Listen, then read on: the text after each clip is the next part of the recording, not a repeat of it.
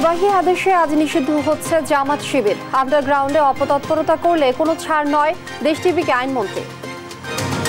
তারা যদি আন্ডারগ্রাউন্ডে গিয়ে কোনো সন্ত্রাস করার চেষ্টা করে, সেটার জবাব আইনি দিক দিয়ে আমরা দেওয়ার জন্য প্রস্তুত আছি। ধ্বংসাত্মক কাজে জামাত শিবিরই দায়ী বলেন স্বরাষ্ট্রমন্ত্রী। দায় এড়াতে জামাত নিষিদ্ধ করা হচ্ছে দাবি বিরোধীদের।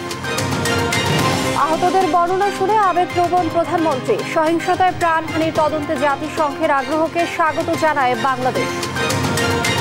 10 দিনে 8 সরকারি সহ 70টি শিক্ষা প্রতিষ্ঠানের ওয়েবসাইটে সাইবার হামলা, ফেসবুক ও টিকটক খেলার বিষয়ে সিদ্ধান্ত আছে। এবং দফায় দফায় বন্যা, কারফিউয়ের প্রভাবে পর্যটন খাতে ধস, বাতিল শত শত বুকিং, লোকসান কোটি টাকা।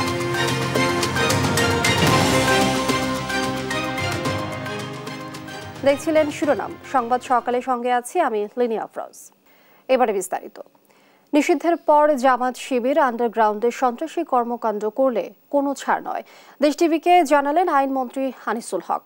মন্ত্রী বলেন, 71-এ তারা যেভাবে বর্বরতা চালিয়েছিল ঠিক একই কায়দায় কোটা আন্দোলনে ভর করে নৃশংসতা চালিয়েছে চক্রটি। শামীমা আক্তারের রিপোর্টে বিস্তারিত। দেশ টিভির নিয়মিত আয়োজন দেশ সাম্প্রতিকে মুখোমুখি আইনমন্ত্রী আনিসুল হক। মঙ্গলবার রাত 9:30টার কিছু পরে দেশ টিভি কার্যালয়ে পৌঁছান মন্ত্রী। তাকে উষ্ণ অভ্যর্থনা জানান দেশ টিভির ব্যবস্থাপনা পরিচালক আরিফ হাসান। মন্ত্রী দেশ টিভি কার্যালয় ঘুরে দেখেন। দেশ সাম্প্রতিকে আইনমন্ত্রী বলেন, বুধবারেই প্রজ্ঞাপন জারি করে নিষিদ্ধ করা হবে জামায়াত শিবির। নিষিদ্ধের পর আন্ডারগ্রাউন্ডে গিয়ে কোনো অপকর্ম করলে ছাড় দেওয়া হবে না বলেও জানান তিনি। এরা আন্ডারগ্রাউন্ডে গিয়ে আপনার কোনো সন্ত্রাস করতে পারে কিনা, সেখানে আমি বলবো যে দেখেন, তারা যদি আন্ডারগ্রাউন্ডে গিয়ে কোনো সন্ত্রাস করার চেষ্টা করে, সেটার জবাব আইনি দিক দিয়ে আমরা দেওয়ার জন্য প্রস্তুত আছি। তারা যদি আপনার জনগণের জানমালের ক্ষতি করে, আমরা অবশ্যই কঠোর হস্তে সেটা দমন করার জন্য প্রস্তুত আছি। এক্স মেয়র গাজীপুরের জাহাঙ্গীরের ক্ষতগুলি দেখানো হলো, এবং আপনারা দেখেছেন যে যাত্রাবাড়িতে একজন পুলিশকে হত্যা করে তাকে ঝুলিয়ে রাখা হয়েছে। এই নৃশংসতা কিন্তু জামাত শিবির, বিএনপি আর ছাত্রদলই করতে পারে।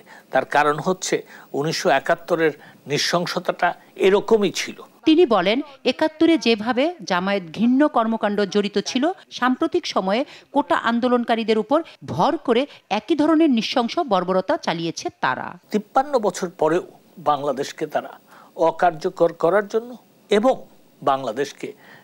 বাংলাদেশের স্বাধীনতা নষ্ট করার জন্য এখনো ষড়যন্ত্র এবং আমি বলবো যে সন্ত্রাস যুক্ত। এ সময় মন্ত্রী বিচার বিভাগীয় তদন্ত কমিশনের নিরপেক্ষ তদন্তের স্বার্থে কোটা আন্দোলন ও ঘটে যাওয়া নৃশংসতার বিষয়ে মন্তব্য করা থেকে বিরত থাকেন।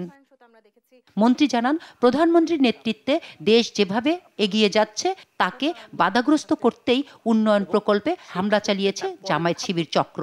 বাংলাদেশকে নষ্ট করে দেওয়া। শামীমা আক্তার, দেশ টিভি। এর আগে মঙ্গলবার সচিবালয়ে সাংবাদিকদের আইনমন্ত্রী আনিসুল হক জানান, নির্বাহী আদেশে আজ নিষিদ্ধ হচ্ছে জামাত শিবির। কোটা আন্দোলনের নামে যে সহিংসতা হয়েছে তাতে সাধারণ শিক্ষার্থীরা নয়, বরং বিএনপি, জামাত, ছাত্রদল, শিবির জড়িত বলে অভিযোগ করেন তিনি। শামীমা আক্তারের আরও একটি প্রতিবেদন। বুধবারের মধ্যেই জামায়াত শিবিরের রাজনীতি নিষিদ্ধের প্রজ্ঞাপন জারির সম্ভাবনা রয়েছে বলে জানিয়েছেন আইনমন্ত্রী আনিসুল হক। নির্বাহী আদেশের মাধ্যমেই এটি করা হবে বলে জানান তিনি। মঙ্গলবার সচিবালয়ে আইন মন্ত্রণালয়ে সাংবাদিকদের প্রশ্নের উত্তরে একথা বলেন আইনমন্ত্রী। ওনার বক্তব্যের মধ্যেই কিন্তু প্রথম প্রশ্নের জবাব পাবেন। আর মাননীয় প্রধানমন্ত্রী আমাকে নির্দেশ দিয়েছেন, এটা ঠিক, যে আগামীকালকের মধ্যে একটা ব্যবস্থা নেওয়ার, এবং আমি আশা করি আমি কিছুক্ষণ পরে মাননীয় স্বরাষ্ট্রমন্ত্রীর সাথে বসব এবং সেইখানে আমরা সিদ্ধান্ত নিব কোন আইনি প্রক্রিয়ায় হবে। সেটা যখন আমরা সিদ্ধান্ত নিব তখন বলব। গেল সোমবার আওয়ামী লীগের নেতৃত্বাধীন 14 দলীয় জোটের সভায় জামায়াত শিবির নিষিদ্ধ করার বিষয়ে একমত হয় 14 দলীয় জোট। আওয়ামী লীগ সভাপতি প্রধানমন্ত্রী শেখ হাসিনার সভাপতিত্বে অনুষ্ঠিত হয় এই সভা। 14 দলের এই সভায় সর্বসম্মতিক্রমে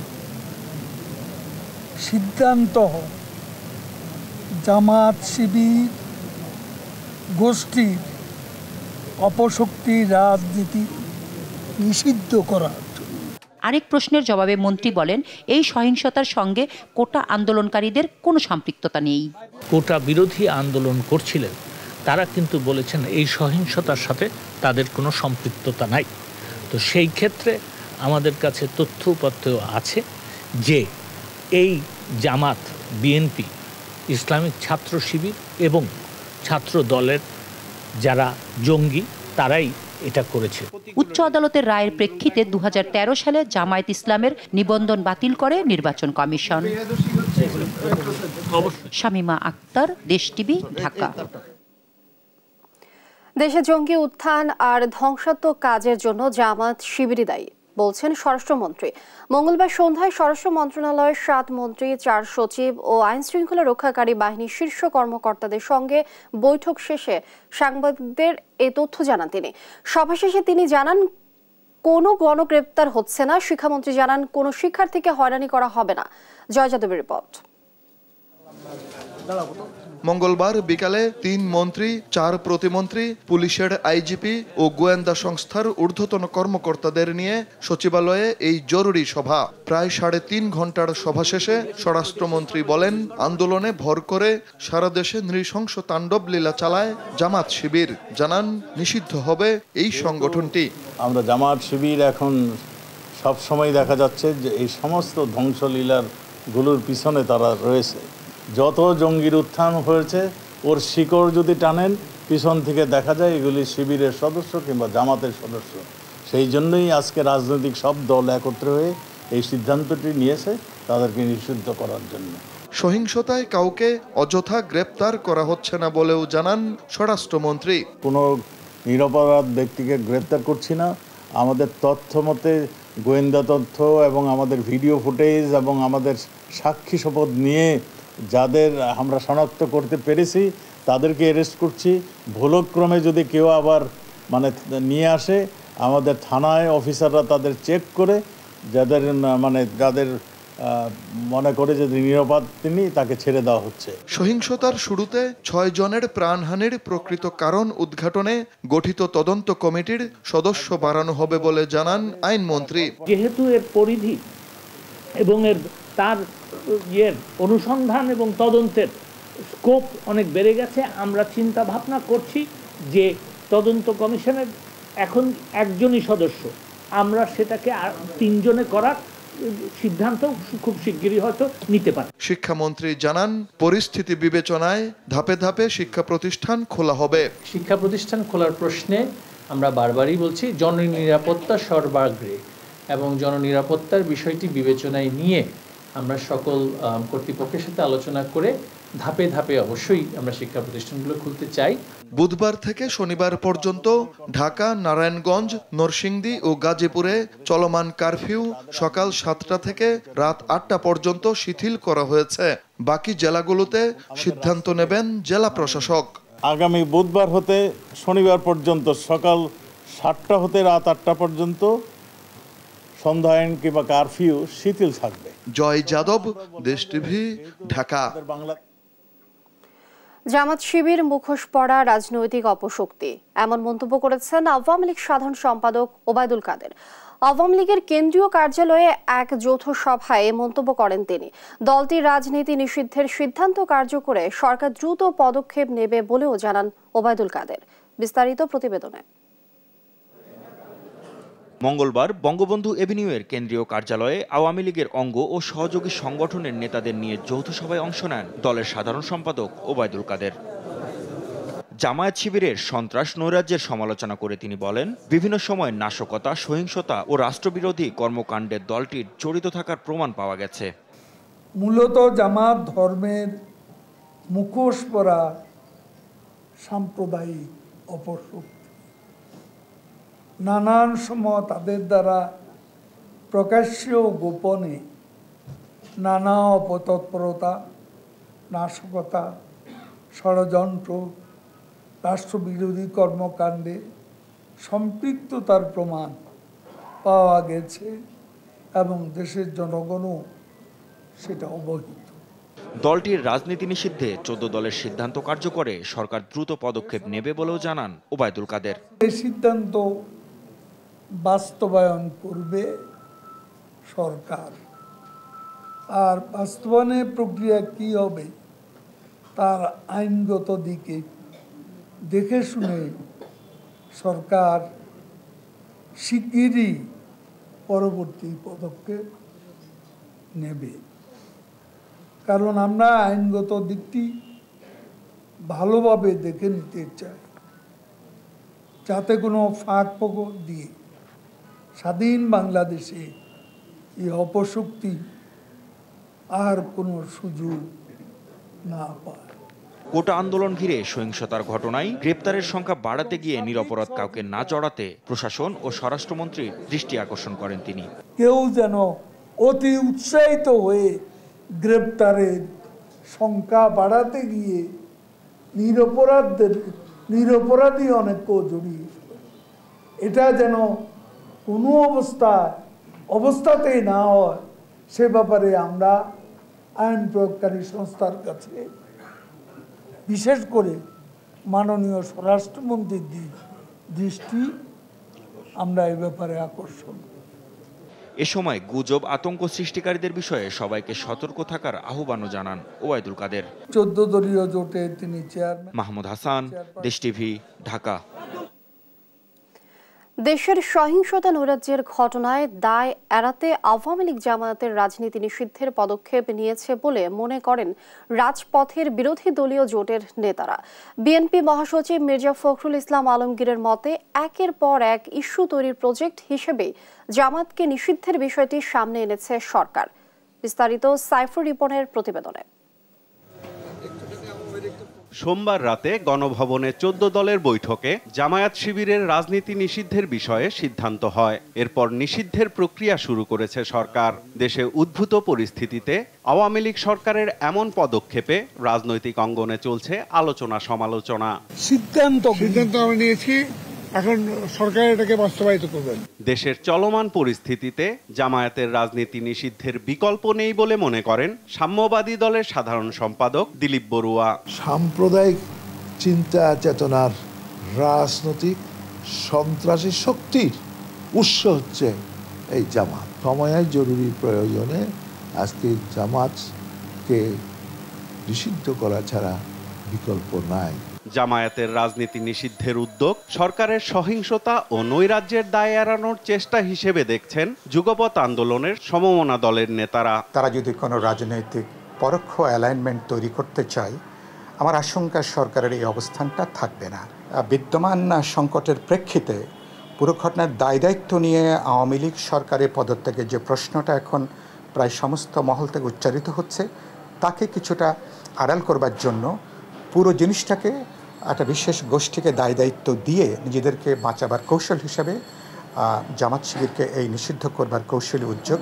তাদের ক্ষমতাকে টিকে রাখার জন্য আরও কঠিন এবং কঠোর ব্যবস্থা এবং জনগণের বিরুদ্ধে যে যুদ্ধ ঘোষণা করেছে, সেই যুদ্ধ ঘোষণার আরেকটা প্রক্রিয়া হচ্ছে এই নতুন আরেকটা উপাদান, আরেকটা এজেন্ডা জাতির সামনে এনেছে। মঙ্গলবার বিকেলে গুলশান কার্যালয়ে সংবাদ সম্মেলনে সাংবাদিকদের বিভিন্ন প্রশ্নের জবাব দেন বিএনপি মহাসচিব মির্জা ফখরুল ইসলাম আলমগীর। বলেন, কোন রাজনীতি গ্রহণ করবে বা বর্জন করবে তা দেশের জনগণই সিদ্ধান্ত নেবে। সরকার একটার পর একটা ইস্যু তৈরি করে, সেই ইস্যুকে ডাইভার্সনের দিকে নিয়ে যায়।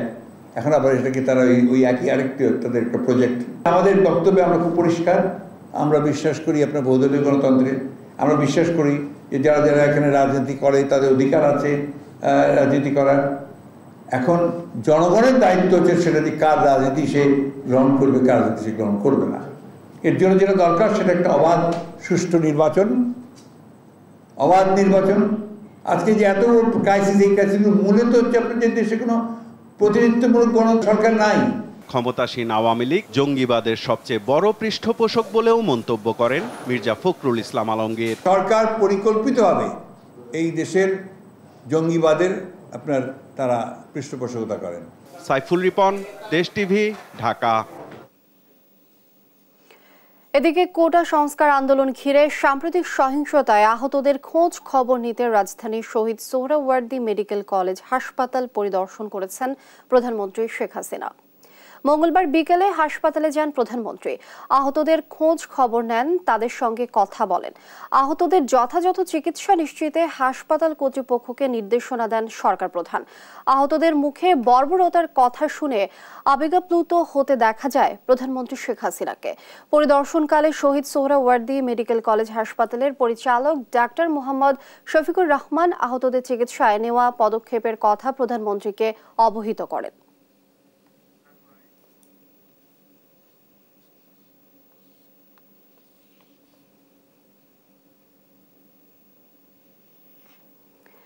কোটা আন্দোলনকে কেন্দ্র করে প্রাণহানির ঘটনা সুষ্ঠু ও মানসম্মত তদন্তে বিদেশি কারিগরির সহায়তা নেবে বিচার বিভাগীয় তদন্ত কমিশন। ইতিমধ্যে বাংলাদেশ জাতিসংঘের সহায়তার আগ্রহকে স্বাগত জানিয়েছে বলে জানান প্রধানমন্ত্রী শেখ হাসিনা। মঙ্গলবার গণভবনে প্রধানমন্ত্রী শেখ হাসিনার সঙ্গে ঢাকায় নিযুক্ত জার্মানির রাষ্ট্রদূত অখিম ট্রস্টারের সৌজন্য সাক্ষাতে এসব কথা বলেন সরকার প্রধান। পরে প্রধানমন্ত্রীর প্রেস সচিব নাইমুল ইসলাম খান জানান, সাক্ষাৎকালে দু দেশের পারস্পরিক স্বার্থ সংশ্লিষ্ট বিষয়ে আলোচনা হয়। এই সময় জার্মান ভিসা প্রক্রিয়ায় ধীর গতির জন্য দুঃখ প্রকাশ করেন রাষ্ট্রদূত। পাশাপাশি টানা 4 বার প্রধানমন্ত্রী নির্বাচিত হওয়ার জার্মান সরকারের পক্ষ থেকে শেখ হাসিনাকে অভিনন্দন জানান তিনি।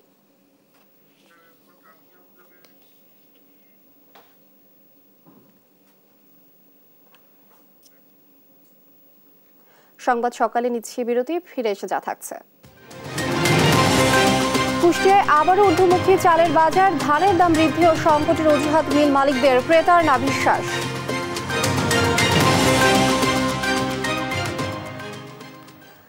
বড় ধরনের সাইবার হামলার ঝুঁকিতে বাংলাদেশ।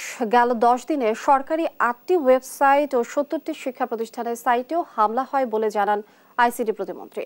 জানান, ক্ষয়ক্ষতি নিরূপণে অ্যাসেসমেন্ট কমিটি করা হয়েছে। আজ সংশ্লিষ্ট কর্তৃপক্ষের সঙ্গে বৈঠকের পরই ফেসবুক সহ অন্যান্য সামাজিক মাধ্যম খুলে দেওয়ার বিষয়ে সিদ্ধান্ত হবে বলেও জানান তিনি। আরও জানাচ্ছেন শিউলি রায়। তথ্য প্রযুক্তির উন্নতির সঙ্গে সঙ্গে ঝুঁকি বেড়েছে সাইবার হামলার। গেল 10 দিনে সরকারি 8টি ওয়েবসাইটে 50,000-এর বেশি বার হামলা হয়েছে। এছাড়া 70টি শিক্ষা প্রতিষ্ঠানে ওয়েবসাইটেও সাইবার হামলা হয়, তবে কোনোটির দখল নিতে পারেনি হ্যাকাররা। আরও বড় ধরনের সাইবার হামলার আশঙ্কা জানিয়ে আইসিটি প্রতিমন্ত্রী বলেন, ব্যাংক, তৈরি পোশাক, টেলিকম, বিদ্যুৎ ও জ্বালানি খাতে বেশি ঝুঁকিতে আছে। হেলথ হোক, এডুকেশন হোক, গার্মেন্টস হোক, পাওয়ার, এনার্জি, টেলিকম, ফাইন্যান্স যেই হোক, যদি তারা আক্রমণের শিকার হয়, যদি ক্ষতি হয়, এ কারণে আমরা একটা whole of government, whole of nation approach নিয়েই আমরা বর্তমান সাইবার এই ঝুঁকিটা মোকাবেলা করার আপ্রাণ চেষ্টা করছি। ফেসবুক সহ সামাজিক যোগাযোগ মাধ্যম খুলে দেওয়ার বিষয়ে তিনি জানান, ইউটিউব কর্তৃপক্ষ জবাব দিলেও অন্যরা সাড়া দেয়নি। এই নিয়ে বুধবার বৈঠক করে সিদ্ধান্ত নেওয়া হবে বলেও জানান প্রতিমন্ত্রী। একটা টাইম দিয়েছিলাম ফেসবুক, টিকটক এবং ইউটিউবকে যে তারা তাদের ব্যাখ্যাটা দেবে। তো আমরা এখনো লিখিত বা মৌখিক কোনো ব্যাখ্যা পাইনি।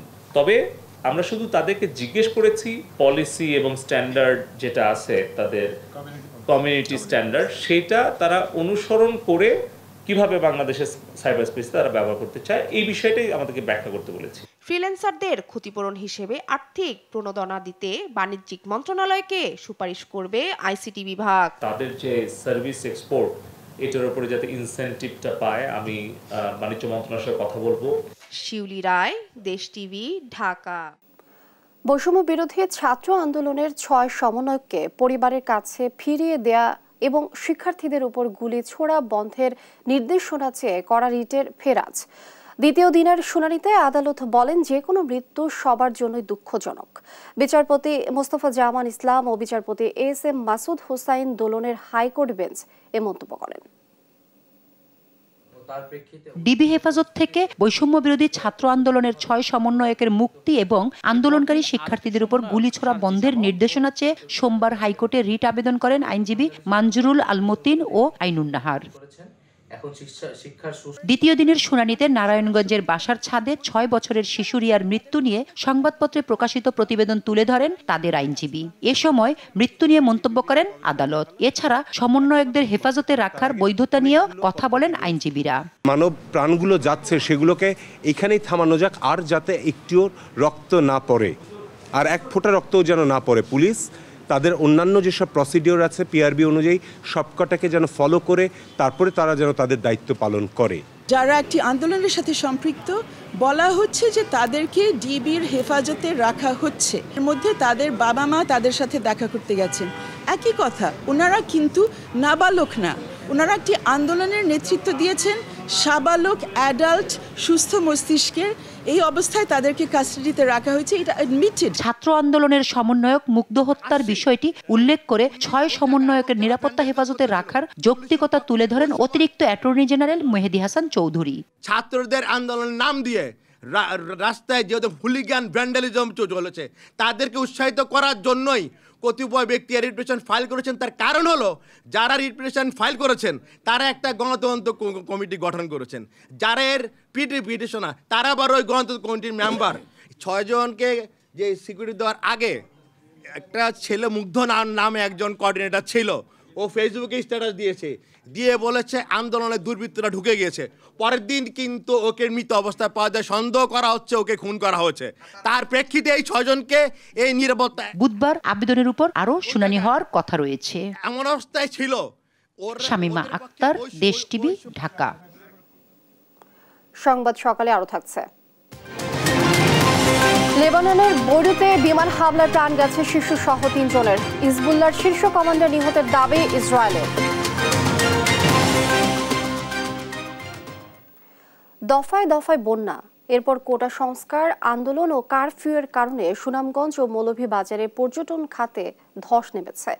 চলমান রাজনৈতিক পরিস্থিতিতে বাতিল হয়েছে শত শত বুকিং, লোকসান হচ্ছে কোটি টাকা। বিপাকে পড়েছেন পর্যটন সংশ্লিষ্ট মালিক ও শ্রমিকরা। সহকর্মীদের পাঠানো তথ্যচিত্রে ফারিয়া ইসলামের ডেস্ক রিপোর্ট। বছর জুড়ে হাজারো পর্যটকের সরগম থাকে সুনামগঞ্জ ও মৌলভীবাজারে পর্যটন স্পটগুলো, কিন্তু চলমান পরিস্থিতিতে পর্যটন সমৃদ্ধ এই 2 জেলা এখন পর্যটক শূন্য। পর্যটক না আসায় বিপাকে পড়েছেন সুনামগঞ্জের হাউসবোট মালিক ও শ্রমিকরা। টাঙ্গুয়ার হাওরে রয়েছে ছোট বড় 200 থেকে 300 নৌকা ও 125টি হাউসবোট, কিন্তু পর্যটক না থাকায় শহরের সাহেববাড়ি ঘাট, তেঘরিয়া, মল্লিকপুর, অচিন্তপুর, ওয়েস্টখালী, লঞ্চঘাট এলাকায় সারি সারি নোঙর করে রাখা হয়েছে দৃষ্টিনন্দন সব হাউসবোট। পরপর 3 দফা বন্যার কারণে অনেক পর্যটক তাদের বুকিং বাতিল করেছেন। এখন কারফিউর কারণে গেল 10 দিন যাবৎ কোনো পর্যটক আসছেন না। এতে কোটি টাকা ক্ষতির মুখে পড়েছে পর্যটন খাত। এর মধ্যে আমাদের বোটে থাকা যে শ্রমিকদেরকে চালানো অনেক কষ্ট হয়ে যাচ্ছে আমাদের পক্ষে। আমাদের মালিকের কাছেও আমাদের দাবিটা করতে পারতেছি না, কিন্তু আমরা খুবই কষ্টের মধ্যে আছি। একটা স্টাফে প্রায় মাসে 30-40 টাকা ইনকাম করে, পুরা এই টাকাগুলো ক্যান্সেল। এদিকে মৌলভীবাজারের অর্ধশত পর্যটন স্পট খা করছে। এই পরিস্থিতিতে জেলায় ছোট বড় মিলিয়ে শতাধিক হোটেল, মোটেল, রিসোর্টের বুকিং বাতিল হয়েছে। ট্যুর গাইডরা অলস দিন কাটাচ্ছেন। এখন পর্যটককে খরা বললেই চলে, যার কারণে আমাদের অবসর সময় যাচ্ছে, আমাদেরও ভালো লাগছে না। ভাড়া, তারপর নিজের হাত খরচ, কর্মচারী বেতন সবকিছু মিলিয়ে এখন একটা বিপর্যয়ের মধ্যে আছি। এখানে জীবিকা নির্বাহ করতাম ট্যুর গাইড করে, কিন্তু এখন লোক না আসার কারণে আমরা পুরোদমেই বেকার হয়ে পড়েছি। লাউয়াছড়া রেঞ্জ কর্মকর্তা বলেন, লাউয়াছড়া জাতীয় উদ্যানে এই সময়ে প্রতিদিন 300 থেকে 400 পর্যটক আসতেন। বর্তমানে তা নেমেছে 30 থেকে 40 জনে। কমেছে সরকারের রাজস্ব আয়।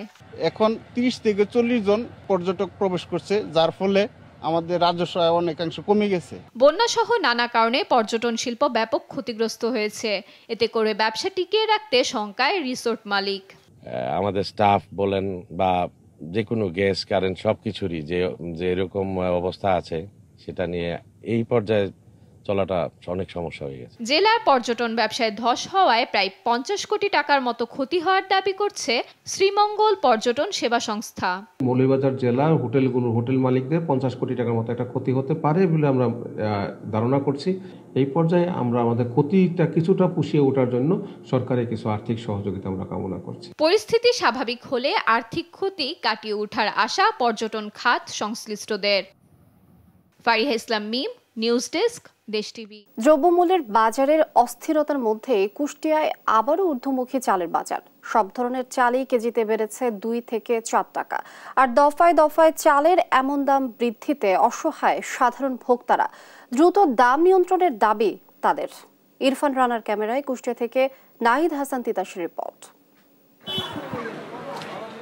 সপ্তাহ দুয়েক স্থিতিশীল থাকার পর কুষ্টিয়ায় আবারও ঊর্ধ্বমুখী চালের বাজার। খুচরা বাজারে সব ধরনের চালের দামই কেজি প্রতি বেড়েছে 2 থেকে 4 টাকা। সরু মিনিকেট চাল কেজি প্রতি 2 থেকে 3 টাকা বেড়ে বিক্রি হচ্ছে 68 থেকে 69 টাকায়। কাজললতা চাল কেজিতে 2 টাকা বেড়ে বিক্রি হচ্ছে 60 টাকা। আর মোটা আটার চাল কেজিতে 2 থেকে 3 টাকা বেড়ে বিক্রি হচ্ছে 54 থেকে 55 টাকায়। সবচেয়ে বেশি বেড়েছে বাসমতি চালের দাম, যা কেজিতে 4 টাকা বেড়ে বিক্রি হচ্ছে 90 টাকায়। সাধারণ নিম্নবিত্ত মানুষ যারা সবসময় কিনছে সেটাও 52 টাকার থেকে এখন 54 টাকা করে বিক্রি হচ্ছে। বর্তমান বাজারে সব চাউলের দামই কেজিতে 2-3 টাকা বাড়ছে। এর ভিতরে মিনিকেটটা আমরা বিক্রি করছি বর্তমানে 68 টাকা কেজি। আমরা মিল থেকে চাল কিনি, ওনারা যেভাবে দাম বাড়ায় আমাদের বাজারে আমরা খুচরা পর্যায়ে 2 টাকা কেজির মধ্যে খরচ খরচা বাদে লাভে বিক্রি করি। আর দ্রব্যমূল্যের বাজারের এমন অস্থিরতার মধ্যেই আরেক দফায় চালের দাম বৃদ্ধিতে বিপাকে পড়েছেন সাধারণ ভোক্তারা। বলছেন যে কোনো মূল্যে চালের দাম নিয়ন্ত্রণের কথা। এখন আসলে চাউল কিনতে গেলে বাজার হয় না, বাজার করতে গেলে চাউল হয় না। এখন আমাদের মতো মধ্যবিত্ত মানুষের অনেক সমস্যা হয়ে যায়। প্রত্যেকটা চালের দাম কেজিতে 2 টাকা 3 টাকা 4 টাকা বাড়ছে আর কি। তো এই অবস্থা বিভিন্ন অজুহাত তাদের। এদিকে চালের দাম বৃদ্ধির কারণ হিসেবে মিল মালিকরা দেখাচ্ছেন নানা অজুহাত। বলছেন ধানের দাম বৃদ্ধি ও সংকটের কারণে চাল উৎপাদনে বেড়েছে খরচ, তাই বাড়ছে চালের দাম। 1 কেজি সরু ধানের দাম 45 টাকা মোকামি দাম চেয়েছে, যার চাউলের ক্রাশিং করলে পারে 70 টাকার উপরে পড়তা পড়ে। আমাদের সরকার যে রেট দেবে আমরা সেই রেটে মানবো, কিন্তু ধান আর চাল থেকে ধান থেকে কিন্তু চাল হয়। চাউল যদি ধান যদি আমাকে বেশি রেটে কিনতে হয়, চাউল কিন্তু আমাকে বেশি রেটে বেচতে হবে। কারণে অকারণে দফায় দফায় চালের দাম বৃদ্ধির এমন প্রবণতা বন্ধ না হলে অস্থিরতা কাটবে না দেশের চালের বাজারে। তাই চালের বাজার নিয়ন্ত্রণে কার্যকরী পদক্ষেপের দাবি সাধারণ ভোক্তাদের। নাহিদ হাসান তিতাস, দেশ টিভি, কুষ্টিয়া। বাগেরহাটে পান গুছিয়ে নদীর পানি বৃদ্ধি পাওয়ায় ডুবে গেছে মোরেলগঞ্জ ফেরির পূর্ব পাশের পন্টুনের সংযোগ সড়ক। পানিতে নিমজ্জিত থাকায় চলাচলে চরম ভোগান্তিতে পড়েছেন সাধারণ মানুষ ও যানবাহন চালকরা। সংযোগ সড়কটি উঁচু করে ভোগান্তি নিরসনের দাবি স্থানীয়দের। সহকর্মী এস সোহানের তথ্য ছবিতে ফারজানা ইসলামের ডেস্ক রিপোর্ট। পূর্ণিমার জোয়ারে পানগুছি নদীর পানি বৃদ্ধি পাওয়ায় গেল শুক্রবার ডুবে যায় মোরেলগঞ্জ ফেরিঘাটের পূর্ব পাশের সংযোগ সড়ক। এরপর প্রতিদিনই জোয়ারের পানিতে নিমজ্জিত হয় সড়কটি।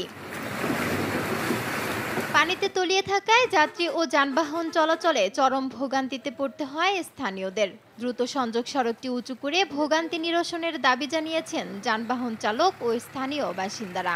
আমাদের ফেরিঘাটে জোয়ারের পানিতে তলিয়ে যায় এবং রাস্তাঘাট তলায় যায়, আমাদের গাড়িগুলি উঠতে ফেরিতে সমস্যা হয়। আমরা যারা এই মালটাল নিয়ে আসি, আমি নিজেই কুরিয়ারের লোক, আমাদের উঠতে নামতে প্রচুর কষ্ট হয় এবং এইখানে পানি সম্পূর্ণ ভরে যায়। প্রশাসন কোনো আপনার রোডসের লোকেও খেয়াল করে না যে এখানে রেখে পরিস্থিতি কি, যখন 2 ফুট থেকে 3 ফুট পানি হয় তখন মানুষ তো যাতায়াত করতে অনেক সমস্যা। জরুরি মুহূর্তে আমাদের এই ঘাট উঁচু করার প্রয়োজন আছে।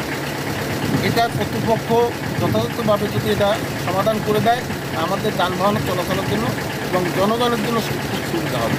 জোয়ার ভাটার কারিগরি বিষয়টি মাথায় রেখে সংযোগ সড়কের বিষয়ে সিদ্ধান্ত নেওয়া হবে বলে জানিয়েছে সড়ক বিভাগ। ভাটার সময় গাড়ি উঠতে পারবে না, অনেক হাইটটা বেড়ে যাবে, সেক্ষেত্রে উঠতে পারবে না। আবার এই জোয়ারের সময় কিছু সময় ডুবে থাকতেছে, ঠিক আছে, এটা হয়তো সাময়িকভাবে, হয়তো 1 সপ্তাহের ভিতরে এই প্রবলেমটা চলে যাবে আর কি, তখন আর এই প্রবলেম থাকবে না। এটা সাময়িক জোয়ারের পানির জন্য এটা হয়েছে আর কি। তো টেকনিক্যালি এখন এই মুহূর্তে ওইখানে ফেরিঘাট ওঠানো বা নামানোর কোনো কিছু করার সুযোগ নেই আর কি। করলে একটা সময় হয়তো সুবিধা পাওয়া যাবে, কিন্তু ভাটার সময় ততটাই অসুবিধা সৃষ্টি হবে আর কি। প্রতি বছরের বর্ষায় জোয়ারের পানি বৃদ্ধি পেলেই ডুবে মোরেলগঞ্জ ফেরির সংযোগ সড়ক। এই মৌসুমের 3 থেকে 5 মাস ধরে প্রায় ভোগান্তিতে পড়তে হয় মোরেলগঞ্জ ফেরি দিয়ে যাতায়াতকারীদের। নিউজ ডেস্ক, দেশ টিভি।